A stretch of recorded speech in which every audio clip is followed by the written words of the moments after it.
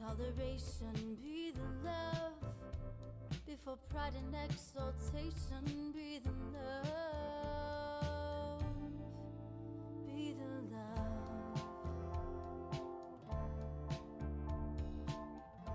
You are listening to Be the Love, transcending through the shadows into a higher state of consciousness. We are souls on the journey, opening up the conversation to heal, awaken, and connect ourselves and the planet to a higher vibration of love frequency. It starts with you. Everything you need is within you. This is your time. I am Stacy Musial. And I am Sam Fernandez, and we are your co-hosts at Be the Love podcast. Thank you for tuning in and ascending with us. Hop on board the Ascension Bus. This is Adrienne Elise of the Supernova Soul Tribe. This is Nicholas David Mann. This is Mia Tarduno. This is Brenda Carey from the Sacred Path Healing Yoga and Reiki. Hi, my name's Steve Nobel. Here I am with Stacy and Sam on Be the Love podcast. Hello and welcome to another episode of Be the Love, transcending through the shadows. I am Stacy Musial. And I am Sam Fernandez. And we are your co-hosts and souls on the journey. And thank you so much for tuning in this week with us. And if you've enjoyed listening to our show, we would be so grateful for a 5-star written review on iTunes. Reviews really help the show become more visible and spread the word to others.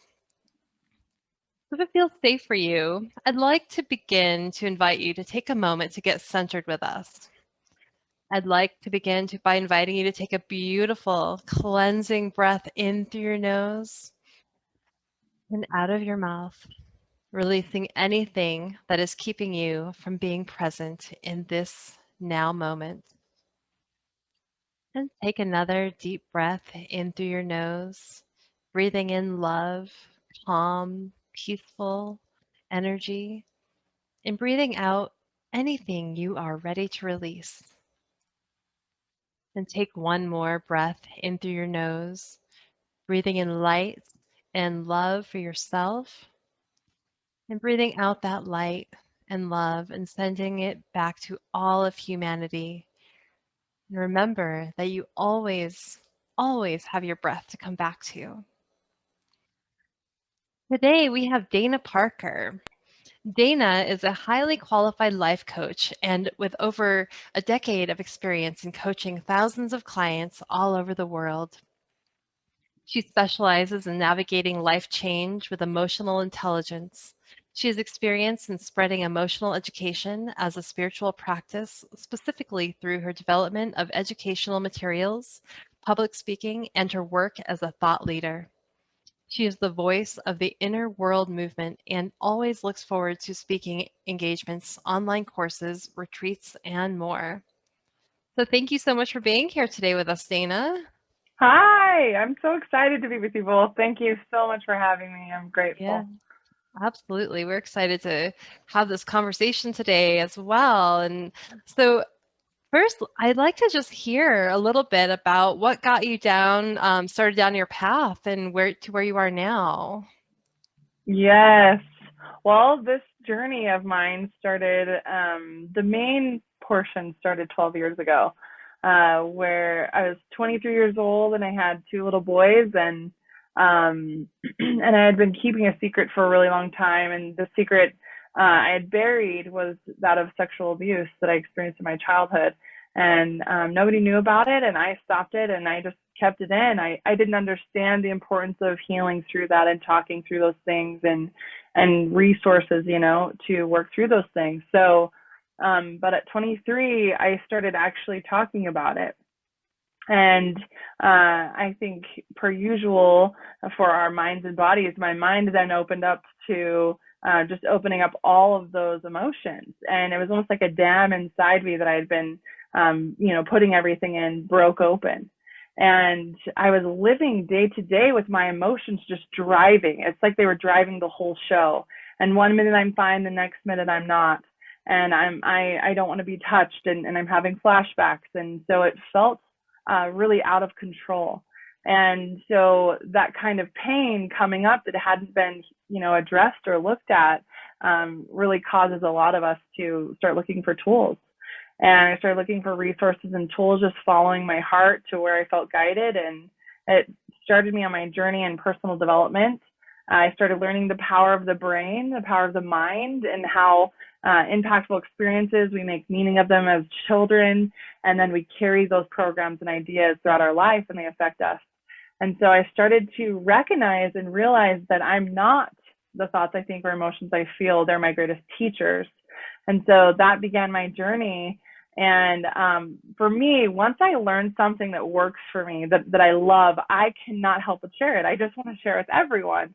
And so I along in tandem with my healing, I decided to start teaching, and I found a company and made my way into this beautiful company that helps people with goal setting and understanding their limiting beliefs and reprogramming those things. So that was the beginning of that journey, and I caught fire, and it's just never gone out. So I've kept going, and just like any healing journey, it's an intuitive process and one that you don't know the time frame for. So I just stayed committed and worked through, and along my way just helped uplift people and share my message and share hope that we're all in this together. So it's been such an amazing journey. Wow, thank you so much for sharing that. That sounds like quite the journey, and just, example of how your pain has really catapulted into your purpose, it sounds like. Yeah.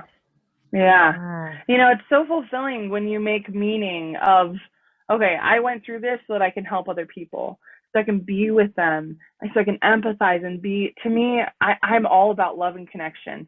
That is like my number one driver. And so to be able to be with somebody in their pain and in the deepest moments of hurt, it's so sacred.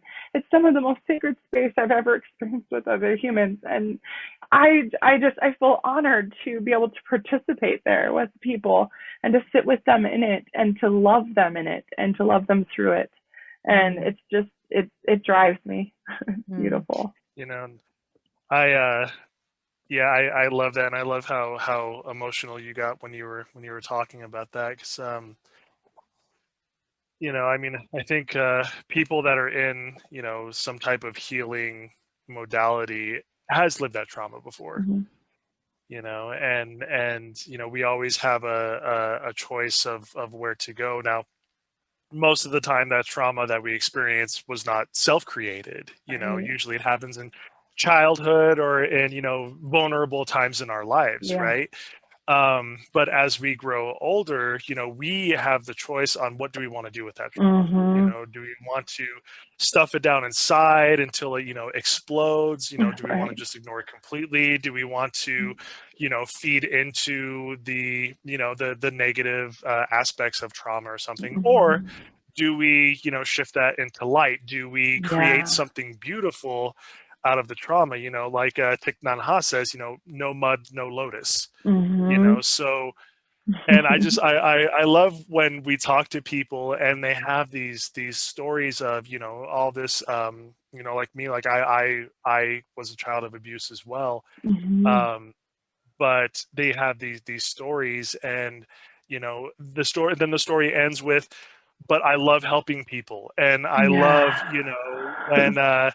when I'm able to sit with somebody and they're vulnerable and they're comfortable and they feel safe enough to just start crying and start that healing process, and I love it when people such as yourself can turn that into a career. Like that's a total life's path. And it's just, I don't know, it makes me just kind of perma grin with things like that. And it's very inspirational, I think, to a lot of people that might be neck deep in that trauma right now and feel that there's no way out. You are a perfect example. Stacy's a perfect example. I'm a perfect example that there is a way out. There is a light at the end of the tunnel. There is. So I just I find that amazing, and then I love just hearing stories about how that we came to where we are now. And I know that you said, you love working with clients. You love just, having that sacred space and holding that sacred space for them. Can you tell us a little bit more, Dana, about the type of work that you do with clients and the certain modalities that you do draw from? Yeah. So what's been so fun about what I do is it's not just like one program that I learned or one modality. It's a combination, and I think that's been the most exciting part about my own healing journey is I've learned and I've implemented in my own life, and I was talking to Stacy about this. I believe in walking my talk. As a life coach, as a hypnotist, as a Reiki master, like I am doing my work. And I love that. It's actually gotten to the point now where I'm like, I love this. It's so fun. And it's so painful. And I could be crying, but also my soul is deeply fulfilled. Like, because I'm allowing the emotion, I'm allowing the pain, I'm allowing all of the stuff. The last 3 years have been some of the hardest of my life. And because of the tools that I had, because I'm allowing, my soul is deeply fulfilled. I call it soul fulfilling. It's soul fulfilling, allowing all the emotion because I'm having a full human experience. And so what's beautiful working with clients is that's where my passion comes from is if I can do it, anyone can do it. And so we, getting together with clients, I like to learn a lot. Usually the first session, I take time to learn about who they are, what they're wanting to have in their life. What is it that they feel like is missing that they want?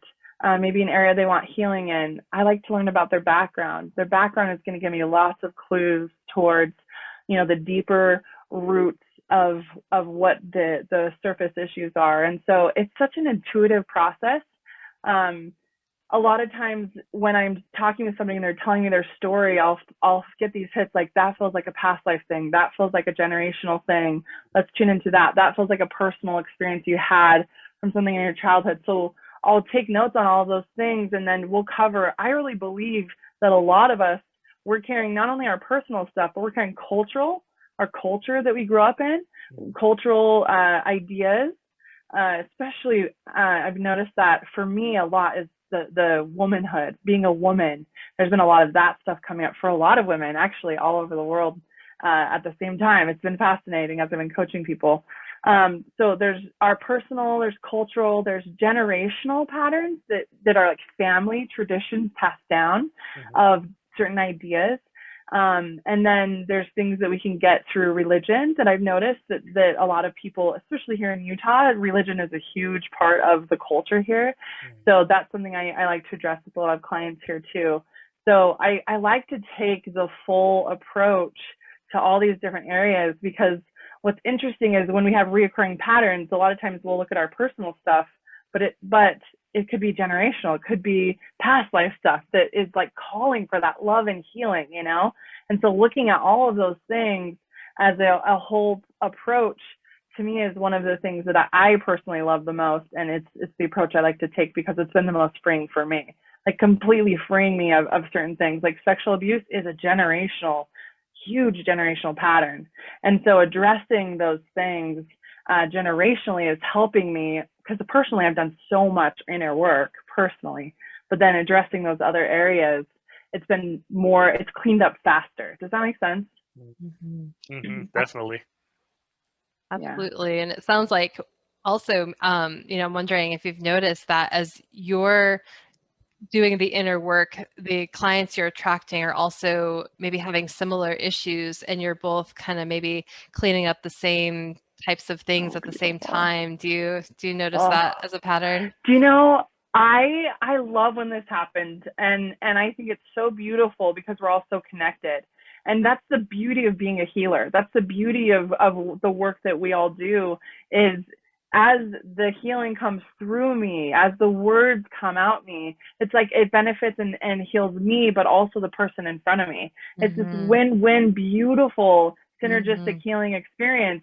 I actually, just a couple weeks ago, had a really interesting generational healing with a good friend of mine that's connected to a community of people that I've always felt kind of close to, and I didn't know why.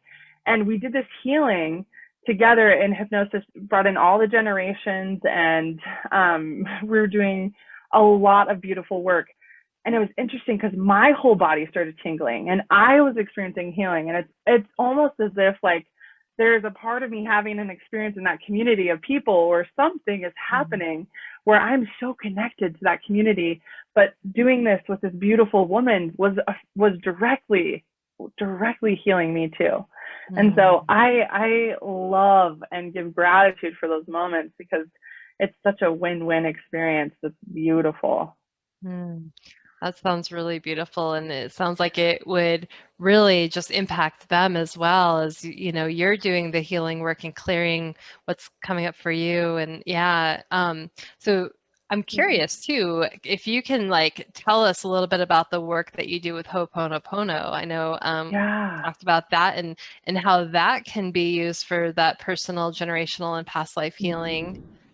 Yes, I love HoOponopono because I think it's such a simple way to go about continually putting out healing to those different parts that are calling for that.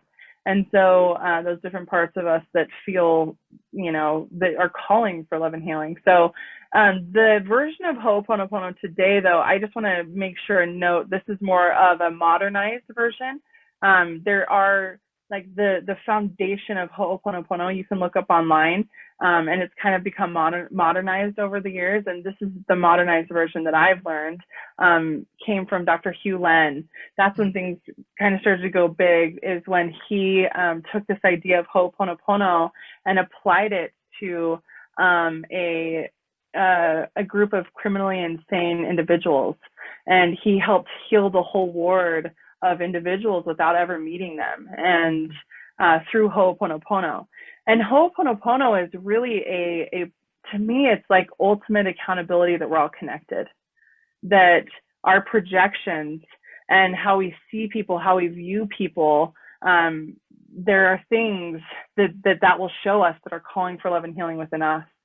For example, a lot of these things, you know, he was looking within, saying, what are my judgments of these people in this criminally insane ward? That's a level of accountability most people don't go to. What are my judgments? What does it mean about me? How would I judge myself if I was one of them?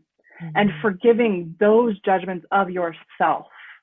I think that's the part of HoOponopono that sometimes we don't fully grasp. You know, it's a high level of accountability, that everything and everyone around you that shows up, that brings up emotions, those are things that are calling for your attention, calling for these 4 phrases, right, in HoOponopono that says, please forgive me, I'm sorry, thank you, I love you.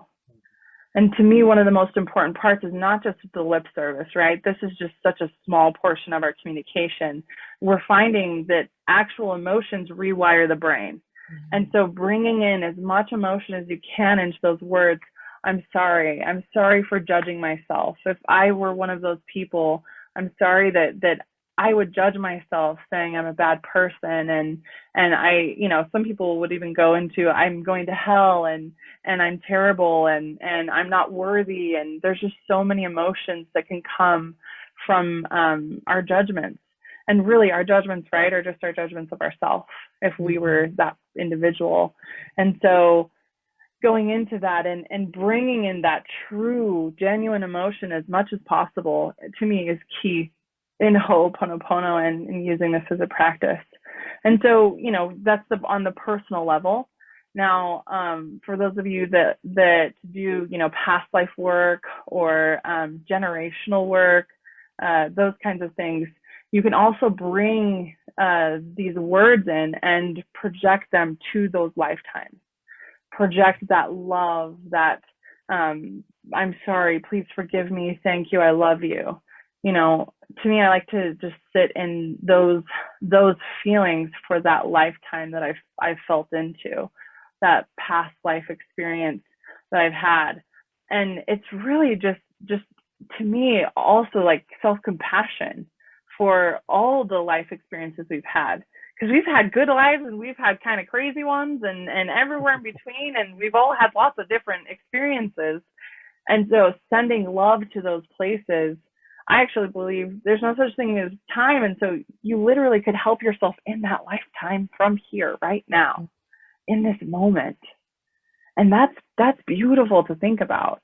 This more maybe consciously aware you is sending love and support and healing and forgiveness to another version of you. That's beautiful.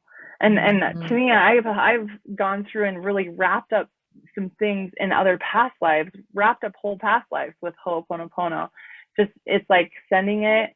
I take 5 minutes or less, send those words, and I like to see it going through a gold light personally, because that's enjoyable to me. So seeing it going to a gold light into that lifetime and every life that I touched there. And so holistically sending that, healing that, and then wrapping those things up, and then giving gratitude for that experience and keeping the wisdom. So it's beautiful. Really beautiful. And so I've personally used HoOponopono many, many times, and it's shifted a lot of things in my own life. One of the things that I tend to do is we'll tune into the emotion of, I think that's really key too, is that emotional piece, like tuning into the gratitude, those feelings of, what that is.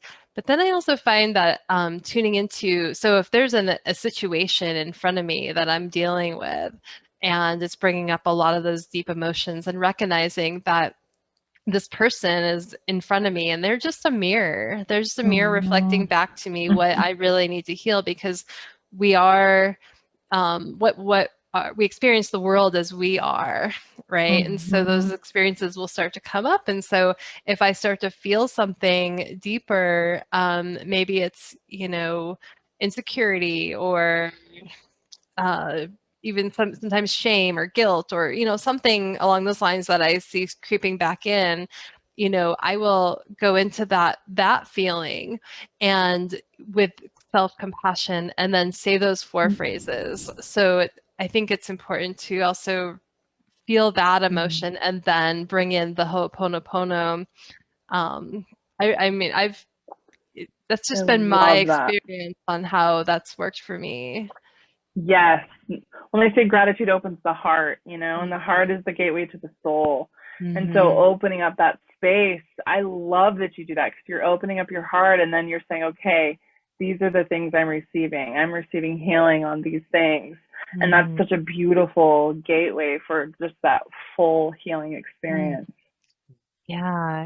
And being in maybe a situation with someone else, with maybe there's like, anger or miscommunication or something, and then sending that to that person, or sending it to myself essentially, but with that person, I've seen just the changes of, the next thing I know, this person's calling me and we're like, things are good. The energy has shifted. Right. So I'm wondering if you can speak to maybe some of your experiences with what you've seen as far as healing with your clients, or even yourself, or what you. Yes. No, I really do. I think that there's some really key things here that I would love to share that I've learned, especially through really hard experiences.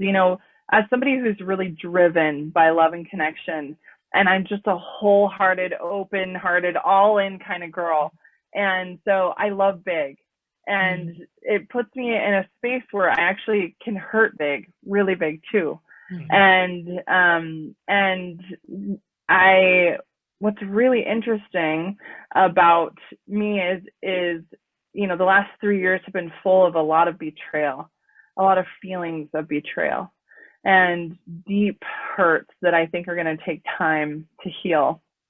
And one of the things that I found is, with all these tools and these understandings, is I would get to this space where I'm feeling so much emotion personally, those hurts and those pains, and then all of a sudden I find myself going to, they've never done this before, it's messy, it's okay, they're doing their best, they don't have the tools. I'm going to this space of compassion, and it actually overrides the flow out of my own emotions. I thought it was a fascinating experience.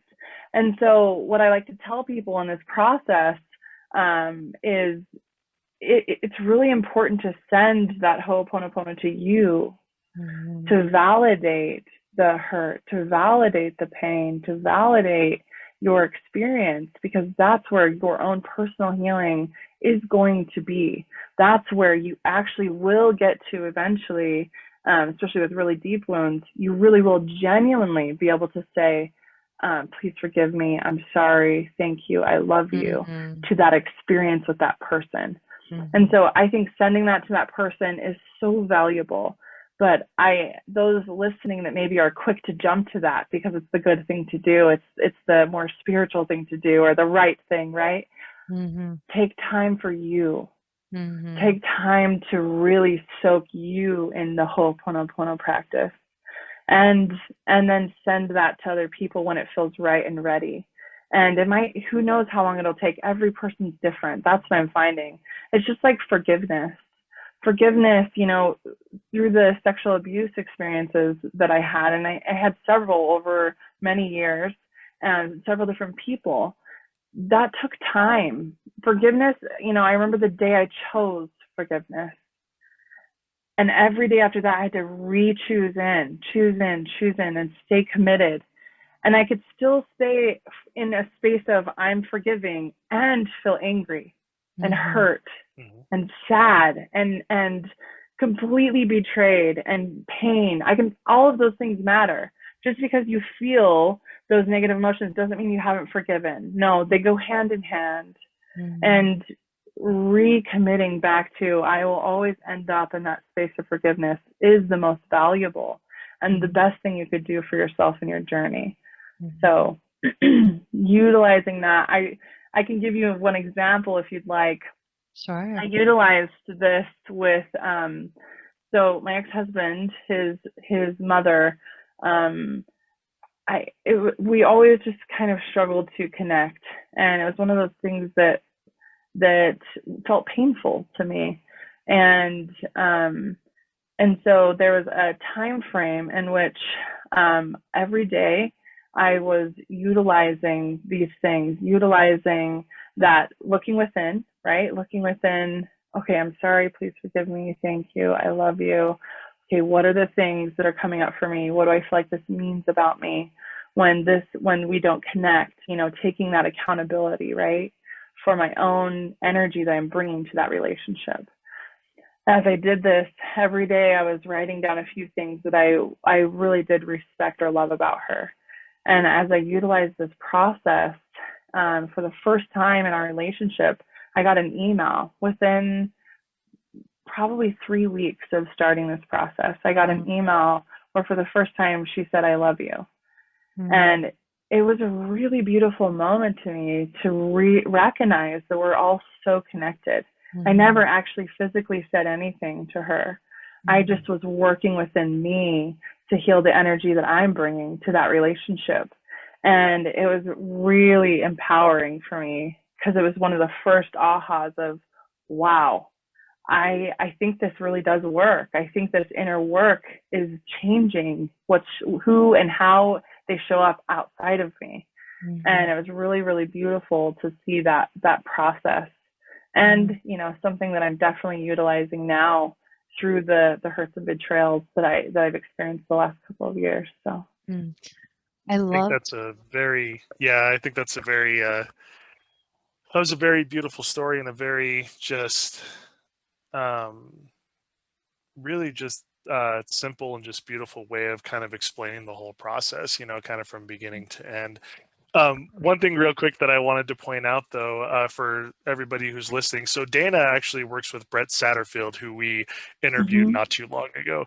And one thing I noticed right off the bat is that Brett's energy is like super just like chill and like, and then I think our listeners might be able to feel it, but Dana's energy, you could just feel, like, it's just boom, you know, and that's so awesome. That just, you know, it's so cool when you have, you know, not so much polar opposites of energy working together, but you have this really calm, mellow energy that Brett had, and you have this very just, you know, powerful bursting energy that Dana has. And when you combine the two, it works. It just works, you know. Yeah, and I don't know. I just needed to point that out. Like, thank you. energy That's is fun. crazy.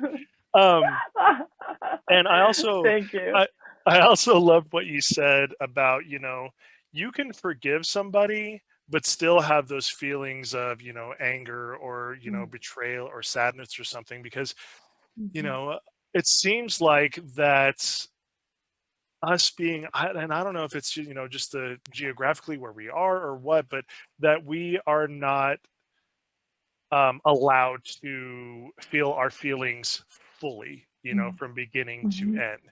I mean, it's okay, just cry it out for a few minutes, okay, are you done yet? Can we move on with Right. life? It's Right. almost like it's an inconvenience sometimes, and when, when I was younger and being brought up in the home that I was brought up with, and then, later on in life, I was always taught that you forgive the person once you're done feeling the emotions you're feeling. That basically, I forgive you means I'm not going to be angry at you anymore. I'm not going to be sad at you. I'm not going to be, bitter with you or whatever, because I've forgiven you. So it's water under the bridge. We can start all over again. And sometimes, yeah, that does happen, but sometimes that doesn't happen. It's like you said, it's how deep does that, those emotions of betrayal or anger or whatever, how deep do they go?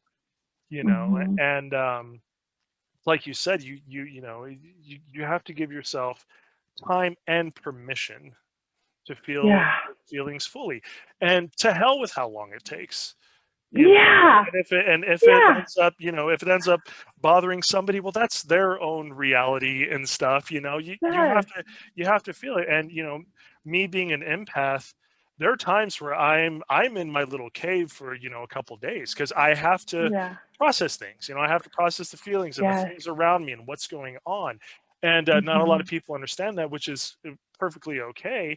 But I do have family and friends now that they might not understand what I'm going through, but they do understand that I need that space. And that's amazing, and the Ho'oponopono, just that, whole forgiveness side of it and everything.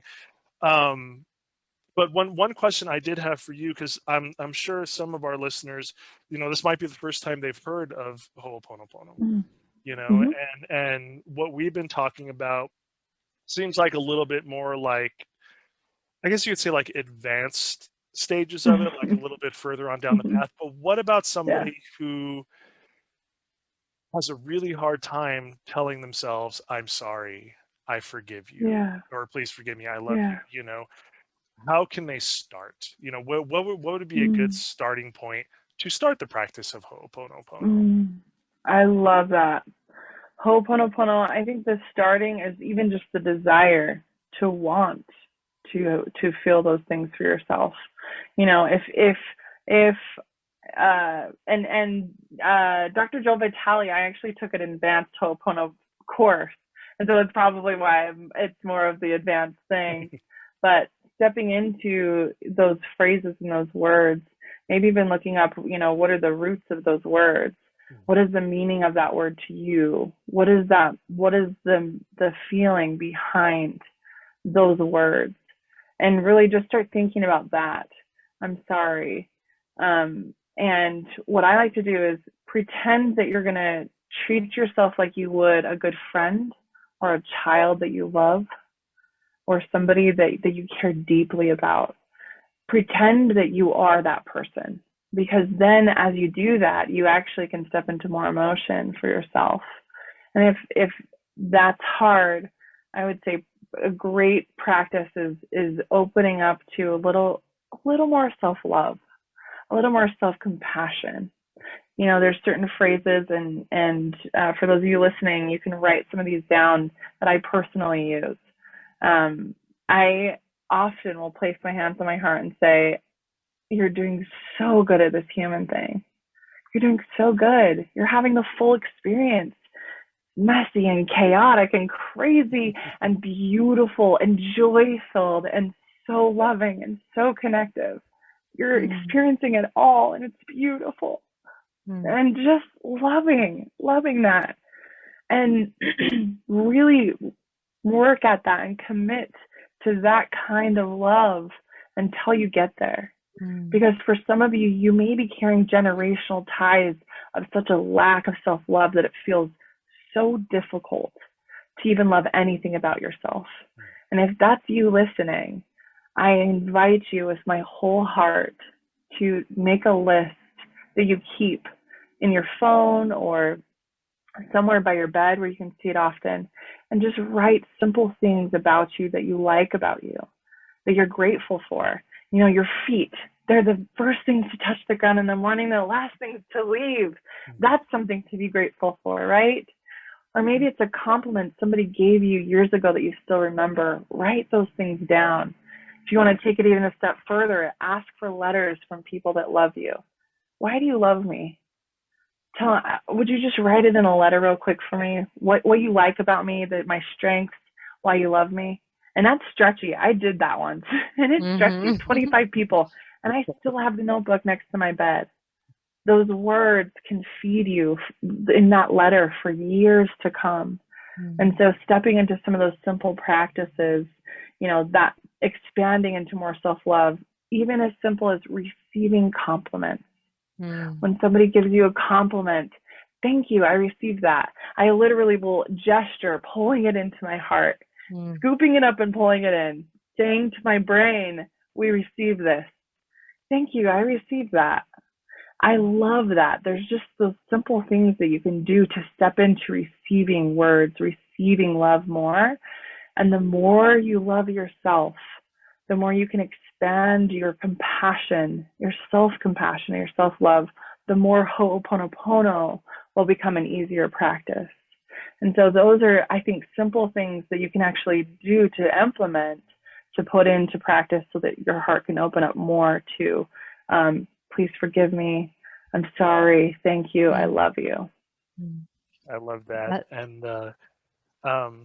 one other quick question I had for you, though, because I know, you know, HoOponopono, it's very powerful medicine, very powerful medicine. So would you recommend that if somebody does try that for the first time, that they do try it with, you know, a professional such as yourself, to have that safe space in case, you know, because I know for me, there are certain things that I wouldn't even know it at the time, but you know, something will be said or something will be done or thought, and that triggers something very deep, you know, very deep and very, you know, very kind of deep down inside me, and dark as well.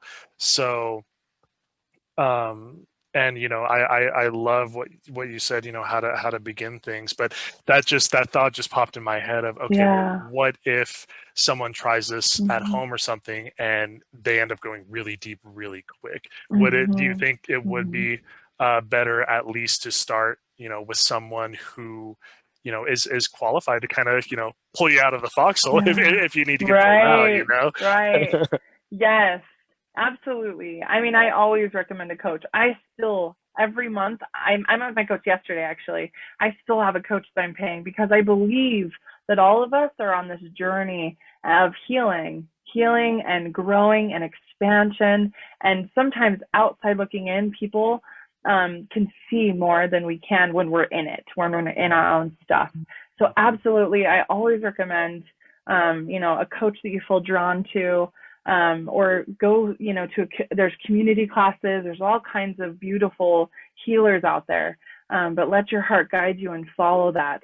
I also do want to mention, because of the abuse that I experienced, and because I too have experienced those moments of flashbacks and trauma and things coming up, you know, some of the empowering things that I learned that I'll just mention a couple here is, I'm the driver. I decide these things. And when I started to take back my power, that the emotions are experiences I'm having, and started to train my mind to listen to me, and it became so powerful. So the subconscious mind, where all these things are held, sees in pictures. So if you can feed it pictures of what you want to do with the emotions, that's where the power and healing comes. So I actually made a shelf in my mind, and it's this beautiful jar on the shelf, and anytime things come up that I'm not in a space or place that feels safe, that I'm not ready to address it, I place it in the shelf. I place it in the jar, and I say, I love you, I'll come back to you later, now is not the time, and I move forward with my day. And if the emotions come up again, it's like, nope, you're going on the shelf. Remember, that's where you're staying until I come back to get you. And it's like a child, you know, that when you put a child in timeout, sometimes you have to keep putting them back again and again and again so that they know. And so it's the same thing with emotions. The more you can do that lovingly and say, no, I'm driving, it is so empowering. That way you have your time and space when you're ready, and you don't feel like your emotions are driving or your experiences from the past drive your whole life. So I thought that would be really valuable to share there too. It definitely was. Thank you for that. Yeah. Absolutely. And recognizing that healing, you know, doesn't have to be, we can come back to those things because there's always layers of healing, right? There's always things that we can be working on. And recognizing that, putting it in that safe container. And I love what you said about just, you know, being in the driver's seat, you know, because, you know, I know like sometimes not feeling like you have control or the ability to have that driver's seat and giving you know, your power away, but really recognizing your sovereignty and that you do have that the power to choose when and how and where you do that healing, and that it can be there when you're ready for it. Yeah, it's one of the most empowering things in my journey, because I recognize too that healing, this journey of personal development and growth, it's a lifelong journey. It's not just one of those things, it's like one and done, you take a cool course and you're done for life. Right. No, that's not how this works. And so you're going to want to take breaks. Like, that's the best thing I ever did for myself, is learn to shelf things and say, you know what, tonight I just want to have fun. I want to be in the present moment. I want to be enjoying my children, the people that I love, these games, this movie, whatever it is. Be present and enjoy the moment. Laugh, dance, have fun, and then go back to it in the right time and place. And it doesn't even have to be all the time, you know, every single day. Do what works for you. We go through phases. We ebb and flow. There's times where I'm practicing every day, working through things. There's times where I take a little bit longer, where I'm like, no, you know what, this week, I'm just going to be. I'm just going to be and be present and love and just enjoy life for now. And that's okay. Totally acceptable, everyone, just so you know. Absolutely. I know I've gone through those ebbs and flows myself in my life. Sometimes I'll be so hyper focused on, you know, wanting to go through that healing process, and I'll go through the emotions and I'll do everything. And then I feel like I come out to a place where I'm like, okay, I'm feeling this calm right now. I feel like I've worked through that. Yeah, now it's time to focus on other things and maybe find a little bit more balance with that. So it doesn't have to be this all or nothing. It can be like this experience of when things come up and what feels right. And absolutely. I love that. Yeah. That's empowering. Yeah. And I love, like, I just wanted to say too, you mentioned earlier, and I kind of want to go back to this because I think it's so important. You know, Sam, I think you touched on it too, just as far as like the forgiveness piece and, you know, the accountability and recognizing that, you know, we get to choose, you know, going through the forgiveness process and what the accountability of, so if we're going through an event or an experience with somebody and we can choose that to forgive them because it's not about them, it's about what is coming up for us in that moment, and recognizing that, again, you know, going back to that mirror experience, you know, they are just mirroring within us.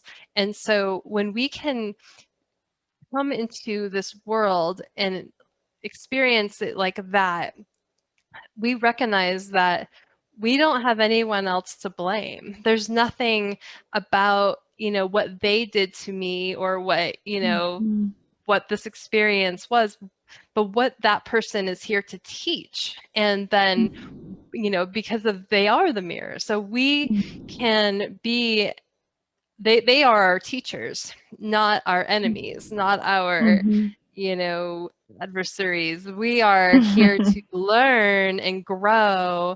And so when we can take that accountability, I think we can truly, truly step into our own power. And I'm wondering if you can maybe talk a little bit more about that piece of it. I'd love to. Accountability is probably one of my most favorite topics because there's a whole spectrum that I've found working with clients and in my own personal life. There's a spectrum of accountability or lack of. You know, at one end we have blame, and those people that just blame, it's everyone else's fault all the time. These people, what I recommend here, if you're on this side of things, is one, there's something inside of you that needs your own validation, your own acknowledgement of your own pain. That is what these people over here who are pointing the finger all the time blame, right? They need, you really are, there's a part of you that's calling for validation and love from yourself. No one else can give it to you. And that's why anyone listening who's maybe a blamer, that's why you're constantly talking to other people about all the blame of everyone else. Because you're trying to fill something that will never be filled by anyone else besides you. Your own love, your own validation of your own painful experiences. And so validating yourself, and then asking the most important question, what's my part? What's my part of this experience that I am accountable for? And let me tell you, even to the point, like for me, and maybe this is a little more advanced in accountability, but when I do something unintentionally now, it's really important and it hurts someone. It's really important to me to even say sorry to that. Say sorry. I'm sorry for your pain. I know that my actions caused pain for you, and I'm sorry. I'm not apologizing for my actions unless it's important that I did, and unless there's something that I did that to purposely hurt them. But for me, like this last 3 years, as I've actually started living my truth, and I left a religion I grew up in, and got divorced, and all these things caused a lot of pain to the people around me. But to me, I'm honoring my heart. I'm following my truth. And so I'm not apologizing for that. I'm apologizing for their pain that they're experiencing, meaning I'm offering compassion to their experience. And I think that's really valuable. Yeah. So on the other end of the spectrum, though, are people who take over accountability. Now, I was over here a lot. And I grew up in a family where it's like, as the woman, you fix everything. It's all my fault. And yes, I have to fix it all. And I was the fixer. And so recognizing now, too, even in circumstances where people come to me and we have conflicts that we need to resolve, I always instantly, my question is, okay, what's my part? So that I'm not over accountable for everyone else's emotions, everyone else's experiences, and I have to fix everything. I choose out of that now. It's like, okay, what's my part that I'm accountable for in these circumstances? And getting clear on that. Now, I think it's important, the sooner you could do it, the better in heated situations, because the story changes in our heads. The sooner you can have those conversations, the better. But if it's later, that's okay too. The mind, again, the subconscious mind sees in pictures. So even people that maybe you don't have contact with, you can go through these experiences, be accountable for your part, even just write it down, and then have the conversation as if you're imagining them there, and there's still a release. It's so powerful. It's so powerful what can happen because you're talking to the subconscious mind. It's like if I were to encourage you all to imagine right now you're biting into a lemon, your body, you start to salivate, right? Well, our body, that's because our mind really believes what we feed it. Doesn't know the difference between you actually having a lemon or not. And so same thing with these kinds of experiences, that accountability, that healing that can come in relationships can happen right now in this moment by having that conversation, visualizing that conversation. And a lot of times I'll do that even pre a really heated conversation, like in my car. I'll get it all out, get all the anger out, say everything that I need to in the car, act like I'm with that person, and then the conversation always goes better. So I'm not sure why that rabbit hole is important, but somebody listening, I'm sure is going to get something from that. But that accountability spectrum, if you're on the over accountable, just taking accountability for your part, that's really important. If you're on the blame side, validating, acknowledging your own pain, loving yourself, and then asking yourself, what's my part? And being willing to take accountability for your part of the situation. Those are all really important and powerful accountability tools for both sides. Absolutely. So did that answer your question? Yeah, absolutely. And I'm wondering also, how might someone incorporate Ho'oponopono in that process? So Ho'oponopono, I think, is such a beautiful process. Sometimes we need prep work, though. Sometimes we need some prep work in the situation before we're willing to even feel those kinds of emotions of, I'm sorry, please forgive me, thank you, I love you. And so the prep work, I've noticed, often has to do with validating one's own story, your own experience. And so that's why I think that prep work is so important. So writing out the story of what happened in your mind, writing out all the emotions, write out the facts, and then I tell people, okay, what's the worst part about that situation? How did you feel in it? And get into the feelings, and if you need to, sometimes we don't even have vocabulary for feelings. So if you need to, there's a wheel of feeling words. So go to that, and you can look for those words that really maybe match the emotions, but give yourself a language for emotions. I think that's really important for the majority of people right now. We need language for what we're feeling, because we weren't taught that as children. So validating your story, writing down the facts, the feelings, your experience of it, taking that time, and that accountability is really important, because you cannot change or heal what you don't acknowledge, what you're not accountable for.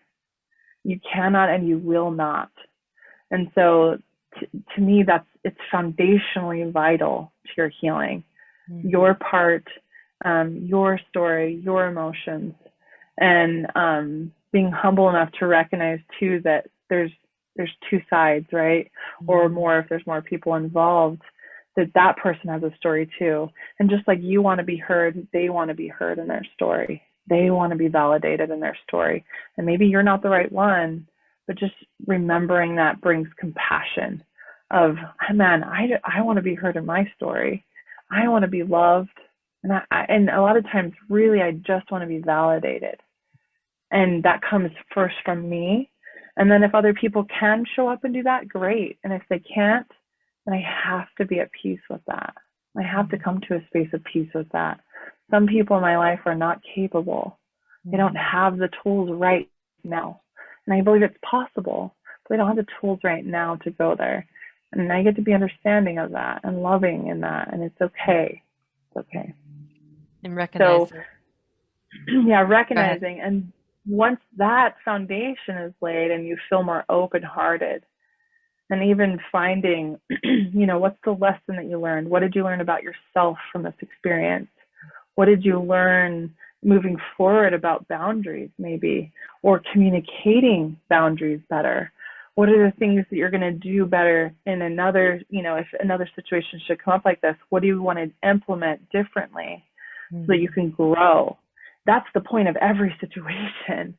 If you can grow, then these experiences become so valuable. These experiences, then you're in a space of, you can step into some gratitude even for the experience, because it's bringing wisdom into your life. Then from there, right, once your heart's open, then Ho'oponopono is just natural. Please forgive me. I'm sorry. Thank you. I love you. And we could wholeheartedly allow that and work that into our life with that prep work. So. Absolutely. I love that. And, I think it really helps to, when we do come into full acceptance of how others are in the world and recognizing everyone's on their journey and doing the best they can with what they have in that moment, in this moment, and not expecting anything different than what is, then our experiences can be gentler and more loving and accepting and peaceful. And that really, I think, helps with our own healing. I agree. I agree. You know, I when I was 16 years old, I actually started praying to see the world around me and others as God sees them. And I feel like that prayer throughout my whole life has transformed how I see the checker, how I see, you know, the person at McDonald's, how I see the homeless person. My eyes are different. And when my eyes became different for them, it became different for me. And vice versa. The more I loved myself, the more I accepted myself, the more different I even saw them at a higher level, you know, and taking it even further, I had such a phenomenal experience years ago when I started stepping into that compassion, where I was listening to the radio and this news thing came on about a shooter at a school. And that's such a sensitive subject. But I initially was like, felt anger. I just had dropped my son off at school, but I shifted so quickly into compassion. Hurt people.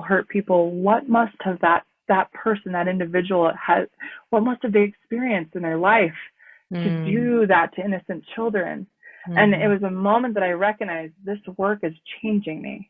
It's changing, and I even get emotional. It's changing how I see people and my love for people.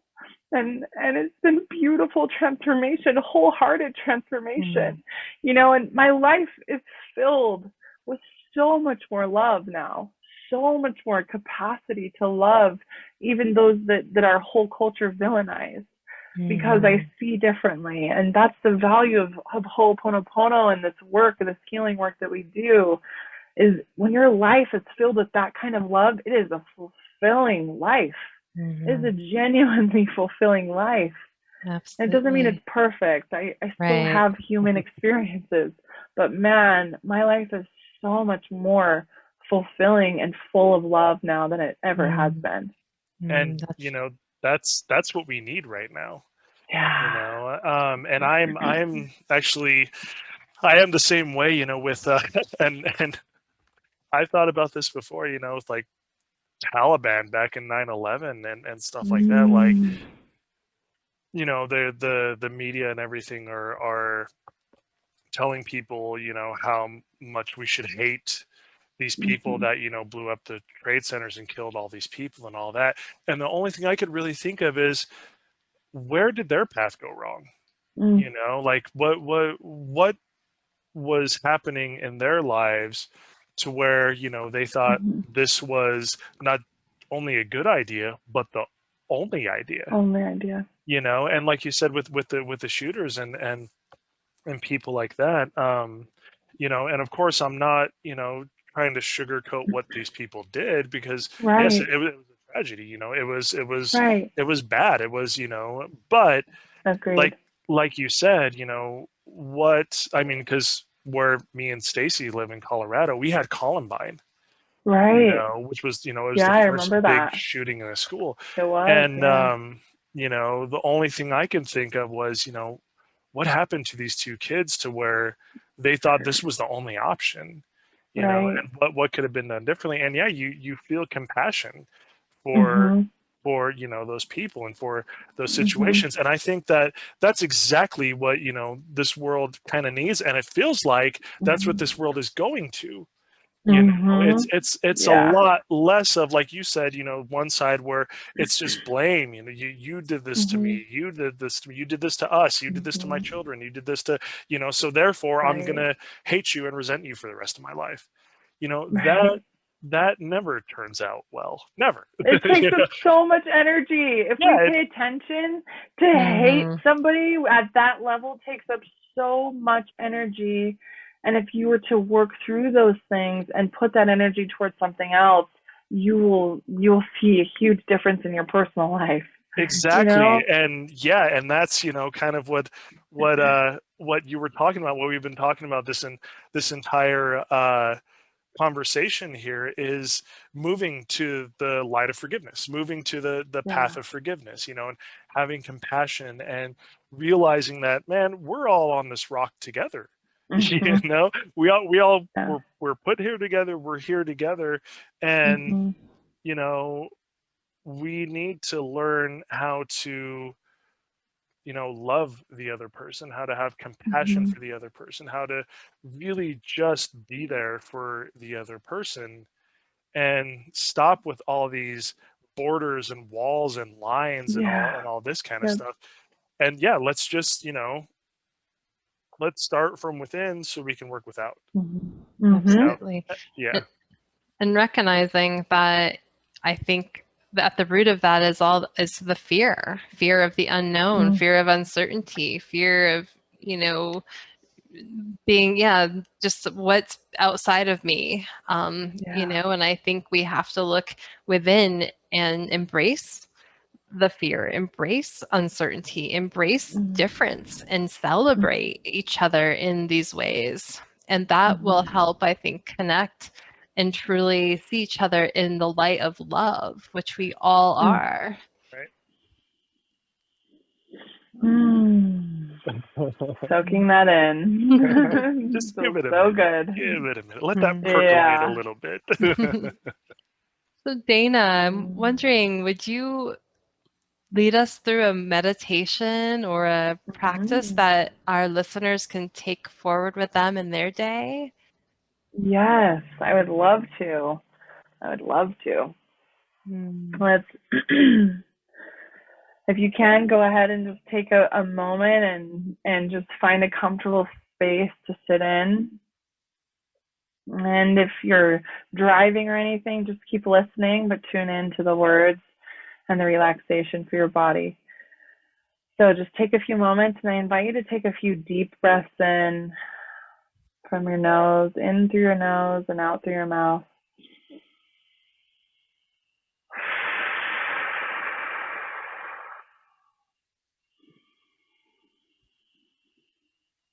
And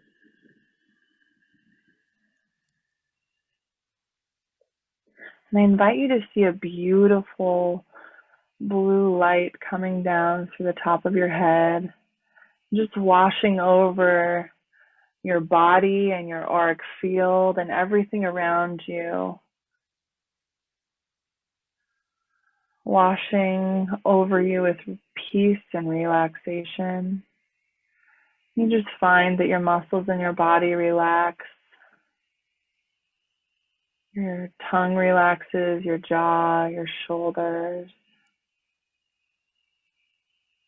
the muscles in your back, your hips, your legs, all the way down to your toes. Deep relaxation.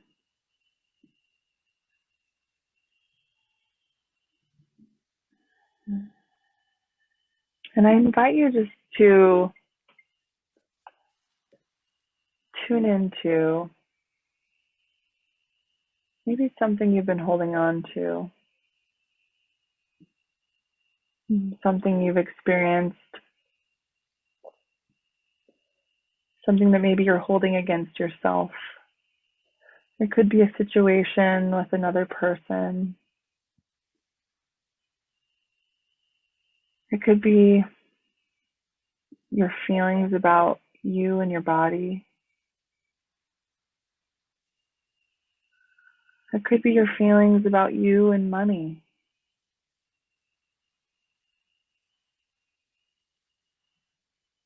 I want you just to take a few moments and recognize one of those things that you're holding on to emotions about.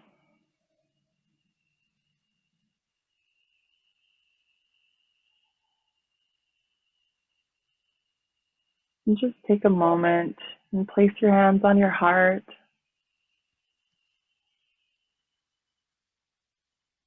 And just validate your experience so far.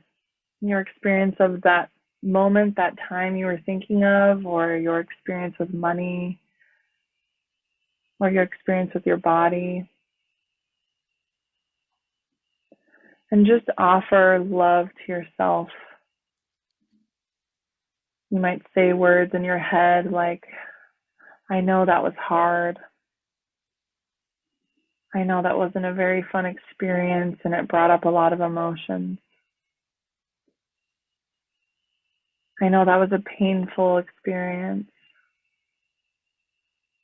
Just offer yourself validating words recognizing your experience,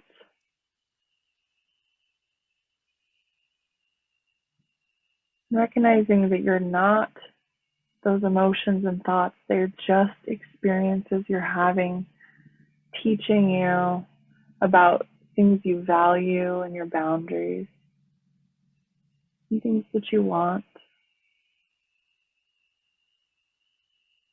And as you validate, I invite you just to see a beautiful pink light of love coming from your hands into your heart and moving throughout your whole being, all the way up to the top of your head, out your arms to the tips of your toes, filling you up with self-love and validation from self, like you would a good friend. Just see now as that beautiful pink light completely surrounds you, filling up your auric field, the energy field that's around you, transforming any old energies into love. And just notice as you take a deep breath in, you feel a little bit lighter, or a lot lighter if you want. Now we're going to think of this situation, this person, or this idea, this experience that you had. You're going to repeat these words with as much emotion as you can. I'm sorry. Please forgive me. Thank you. I love you. I'm going to do this again, allowing that emotion to settle into the words. I'm sorry. Sorry for my part, my energy that I brought, my judgment. I'm sorry. Please forgive me. Please forgive me for my misconceptions, my misperceptions of this experience. Just see as your heart softens just a little bit more.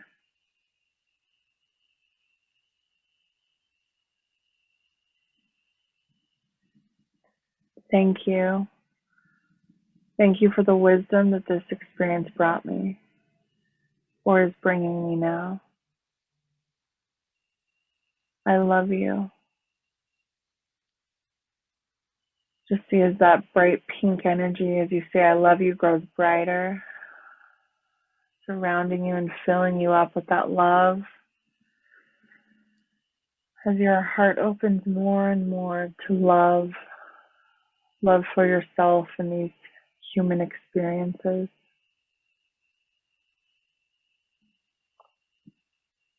And one more time, we'll go through.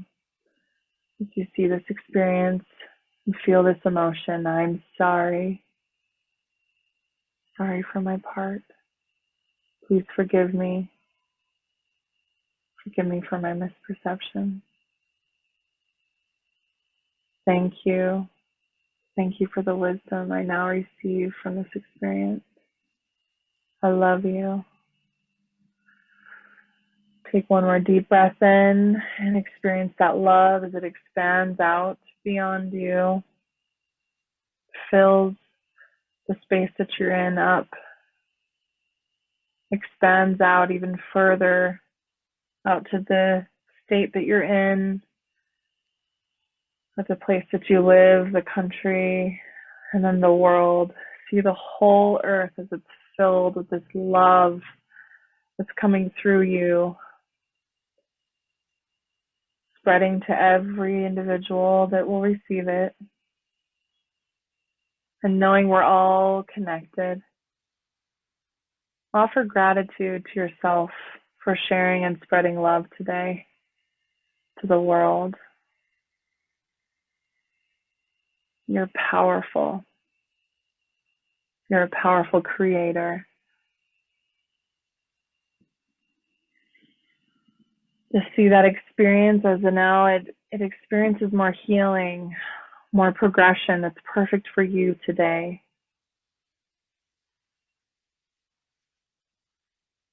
Offer gratitude to self for choosing into this experience today. And gratitude and love to the universe for providing this unconditional love and healing. Beautiful. Offer a few more validating words to yourself. I love you. You're doing so good at this human thing. I'm so proud of you. You've come so far. You're beautiful. You're strong. Say, I'm strong. I'm capable. I'm powerful. I'm more than enough. I'm delicious. I'm yummy. I'm filled with gratitude for this being that I am here, this character that I'm showing up as. Just soak that in as much as you can.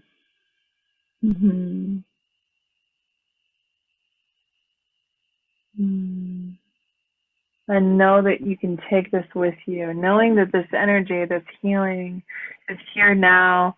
This energy you take with you, you come back into the present moment, back into the space that you're in, filled with this love as much as you will receive. Take one more deep breath in of gratitude. And when you're ready, you can open your eyes. It's going to be a good day. It's going to be a beautiful day. Thank you. Thank you so much for that. That was absolutely beautiful. You just feel the lightness, and just being able to spread that to the world is just such a beautiful gift to all of us, being able to hold that space and recognize really the power within that. When we all, we can really tap into that energy and spread that love in that way. I guess it continues to shine light on the planet, on all of everything in the world, and continue to lift the vibration of the planet. Beautiful. Thank you. That. Well, Dana, tell our listeners about where they can find you and what you're currently working on. Yeah, so you can find me and my team of co-founders at innerworldmovement.com. And that's the place to find us. You can find our coaching on there. We actually, this fall, will be launching our very first group coaching program that I'm so excited about. So we'll be accepting 12 students into that program over the next upcoming months. And that program is all about, it's called Reclaim You. Reclaim your own universe. It's coming back to center with you, making decisions in your life based on your heart's desire. And I think all too often we can get caught up in all the other voices around us telling us how we should live and what it should look like and what's best for us. And so I've had my own journey with that, and I'm ready to share now, ready to share and to teach people the tools and what it takes to really let go of those cultural, generational, all of this stuff that tells us that we have to give our power to somebody else. And so I'm really excited and looking forward to that first group coaching. I also do have a couple of availabilities for one-on-one sessions. So if anyone is interested, I'd be happy to meet for a consultation and getting to know you, and then we go from there. And that's what that looks like right now. We will have more things coming in the future, but for now, we're just starting, and this is where we're at. Beautiful. Well, thank you. And thank you so much for being here with us today, Dana. Yes. Thank you so much, Sam and Stacy. Thank you for the space that you hold for all of us, for what you're doing to bring light and love into the world. As they tune into your podcast, they can feel the footprint that it's creating and the ripple effect. It's beyond beyond what you both can see, thank you for all your energy that you're putting towards, sharing and spreading this light. It's an honor to be doing it with you on this journey. So thank you. Thank you so much for those kind words and for the conversation. And yeah, it's an honor sharing this space with you today as well. So thank you so much for that. Thank you. Absolutely. I see that. And thank you so much for listening to our show. Stay tuned for more episodes being released on Mondays at 5:55 a.m. Mountain Standard Time. And if you've enjoyed listening to our show, we would absolutely love a 5-star written review on iTunes. And of course, please share the love by sharing it with your friends. And if you want to support the work that we're doing, please consider making a donation to our show by visiting our Patreon website at patreon.com/Be the Love Podcast. And until next time, love yourself, love each other, and love the world. We love you guys. We love you guys. Thank you. Take care, and we'll talk to you later. Love you. We at Be the Love Podcast are honored to be supporting the Commodity Foundation, which is a nonprofit organization in Uganda that is working to build a school that will promote and support healthcare, education, skills development, feeding the hungry, human rights, and environmental defenders. Their goal is to work with young mothers, single mothers, street children, and vulnerable families who lack nurture as they guide them to become productive individuals, which will lead to a productive generation. Please see our show notes on how to become a donor, mentor, volunteer, or sponsor. Thank you, Heather Lynn, for providing us with your beautiful song to accompany our show, Be the Love. If you would like to learn more about Heather Lynn and her music, please visit her website at heatherlynnmusic.com. And thank you, Chrissy Grace at Leading Edge Productions for the beautiful design and graphics. And thank you for tuning in. And until next time, we are Souls on the Journey. And thank you for hopping on the Ascension bus with us. And remember, there is always a seat for you.